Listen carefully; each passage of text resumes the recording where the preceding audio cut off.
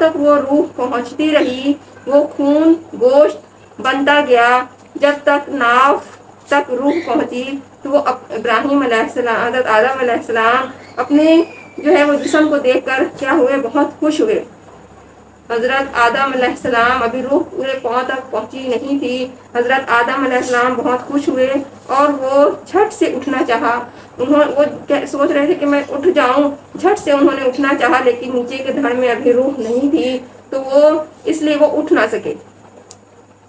تو اس جلد بازی کے بارے میں قرآن پاک میں اسی جلدی کا بیان ہے کہ وہ خلق الانسان عجولا، یعنی انسان بے صبرا اور جلد باز ہے۔ جس طرح حضرت آدم علیہ السلام کی پیدائش ہوئی، وہ خوشی سے انہوں نے چاہا بھی، ان کے پاؤں کی طرف جو ہے وہ روح نہیں پھونکی گئی تھی، انہوں نے کہا میں جلد اٹھنا چاہا انہوں نے، تو اسی جلد بازی کا بیان جو ہے اس آیت میں ہے کہ وہ خلق الانسان عجولا، یعنی انسان بے صبر اور جلد باز ہے۔ نہ تو وہ خوشی میں صبر، نہ رنج میں۔ جب روح جسم میں پہنچی اور چھینک آئی تو کہا حضرت آدم علیہ السلام نے الحمدللہ رب العالمین۔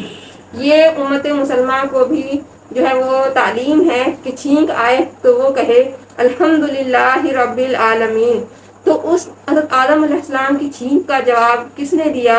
اللہ تبارک و تعالیٰ نے یرحمک اللہ کہا، پھر صرف ابلیس کے ساتھی اور فرشتوں سے فرمایا کہ آدم علیہ السلام کو سجدہ ریز کرو۔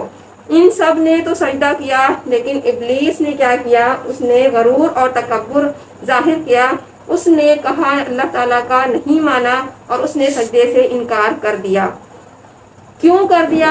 وہ کہنے لگا کہ میں بہت بہتر ہوں، اس سے بہتر ہوں، اس سے بڑی، حضرت آدم علیہ السلام سے میں بہت بڑی عمر والا ہوں اور میں اس سے بہت زیادہ مضبوط ہوں، طاقتور ہوں، میں آگ سے بنا ہوا ہوں اور آگ مٹی سے زیادہ قوی ہے، آگ کو مٹی پر فوقیت حاصل ہے۔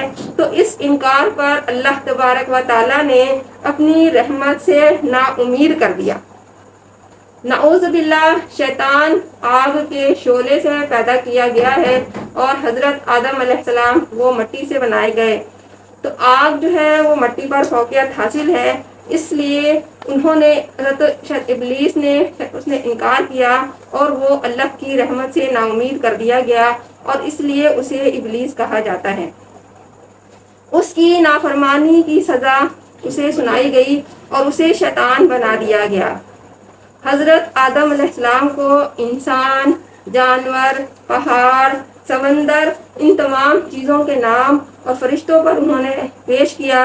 حضرت ابلیس کے جو ساتھی تھے وہ آگ سے پیدا کیے گئے تھے، انہوں نے فرمایا کہ اگر تم سچے ہو تو میں زمین میں خلیفہ نہ بناؤں۔ اللہ تعالیٰ تبارک تعالیٰ فرما رہے ہیں کہ میں نے حضرت آدم علیہ السلام کو تمام چیزوں پر فوقیت حاصل دی ہے، ان کو تمام علم سے نوازا ہے، تو تم جو ہے وہ تکبر کر رہے ہو۔